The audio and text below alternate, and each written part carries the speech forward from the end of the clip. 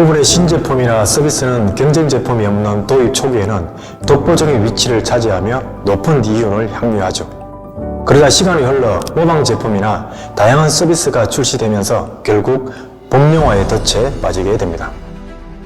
범용화란 전대미문의 신기술이 오랜 세월 많은 분야에 적용되면서 당연한 기술로 받아들이는 사회 경제적 현상을 말합니다. 기원전 65년에서 서기 8년에 활동한 고대 로마의 호라티우스라는 시인은 시인의 평범함은 경멸받는다. 인간들도 신들도 책방주도 용서치 않으리다 라는 말을 남겼죠. 예나 지금이나 범용화는 영원한 숙제이자 숙명인 것 같습니다. 그렇다면 범용화의 덫은 기업에 어떤 영향을 미칠까요? 현대 경영의 창시자인 톰 피터슨은 현대 잉여사회의 모습을 10배 플러스 10분의 1 현상이라고 일컬었습니다. 각 기업이 생산하는 제품의 품질은 10배 이상 향상되었지만 제품 간 차별성은 10분의 1 수준으로 떨어졌다는 것입니다. 일례로 질레트는 마3 3중날 면도기를 개발하는데 7년에 걸쳐 약 10억 달러를 사용했지만 영국의 유통업체인 아스다가 단 2달 만에 그 상품을 복제했습니다. 이렇듯 범용화의 덫에 빠지게 되면 차별화할 수 있는 무기가 점점 줄어들게 되고 가격 경쟁이라는 피말리는 전쟁터에 내몰려 수익성이 악화될 수 있습니다. 여기서 비용 측면의 우위를 가지지 못하면 곧바로 경쟁력 상실로 이어지고 결국은 시장에서 퇴출당하는 최악의 상황까지 맞을 수 있죠. 그럼에도 유럽의 최대 경영 전략 자문회사인 롤렌버그의 조사에 따르면 범용화의 덫에 걸린 기업의 65%는 탈출을 위한 충분한 조치를 하지 않는 것으로 나타났습니다. 그러면 범용화의 덫에서 탈출하기 위해 어떠한 노력을 해야 할까요? 지금같이 격변기에 범용화의 덫에 빠졌다면 수명이 다한 기존 비즈니스 모델에 대한 집착에서 벗어나 산업의 경계에 밖을 봐야 합니다. 즉, 기존 제품과 고객의 범위를 넘어 그들의 잠재 욕구를 발굴하는 단절적 혁신의 자세가 필요한 것이죠.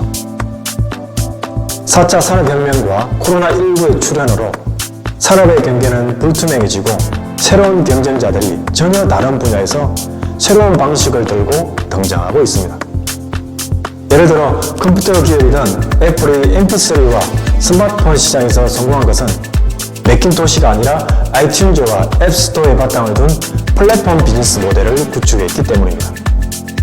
산업의 판도를 바꾸는 단절적 혁신은 산업의 중심부가 아니라 산업의 경계 밖에서 자주 발생하고 있다는 점에 주목해야 합니다. 아니, 매몰 비용에 사로잡혀 기존 비즈니스 모델의 집착에서 벗어나는 것도 쉽지 않은데 산업의 경계 밖을 보는 자세를 가지라니 참 어려운 일이죠. 그래서 평소에 우리가 안에서 밖으로의 사고가 아니라 밖에서 안으로의 사고를 하는 습관을 가져야 합니다. 이게 포인트입니다. 실제로 범용화된 기업의 공통점을 보니까요, 고객의 시각이 아닌 자사가 제공하는 제품과 서비스의 관점, 즉 안에서 밖으로의 사고를 하더라는 거죠. 이에 반해 밖에서 안으로의 사고를 하는 기업은 기존 비즈니스 모델에 대한 집착에서 벗어나 산업의 경계 밖을 보고 고객 니즈, 그에 따른 인사이트를 혁신의 원천으로 삼아 제품과 서비스를 개발합니다. 또 고객의 문제 해결을 위해서라면 자사가 제공할 수 있는 제품뿐만 아니라 외부 제품까지도 소싱하고 통합하여 제안할 수 있는 모든 솔루션을 제공합니다. 이렇게 밖에서 안으로의 사고를 하는 대표적인 기업이 자포스입니다. 이 회사는 고객이 원하는 신발이 없는 경우 타 회사를 뒤져서라도 찾아주고 심지어 신발과 상관없는 문의나 상담 요청에도 최선을 다해 응해줍니다. 자포스는 2008년 금융위기 이후에도 1300%라는 놀라운 성장률을 기록했고 재구매율 75% 이상, 순고객 추천 지수는 미국 기업 중 최고인 90점대를 기록했습니다. 이런 기업들이 고객에게 궁극적으로 제공하고자 하는 건 단순한 제품이 아니라 바로 고객이 느끼는 가치입니다. 이를 모든 조직 활동의 출발점이자 종착점으로 삼고 있기 때문에 범용화의 덫에 걸릴 확률도 낮고 범용화의 덫에 걸렸더라도 탈출할 가능성이 높은 것이죠.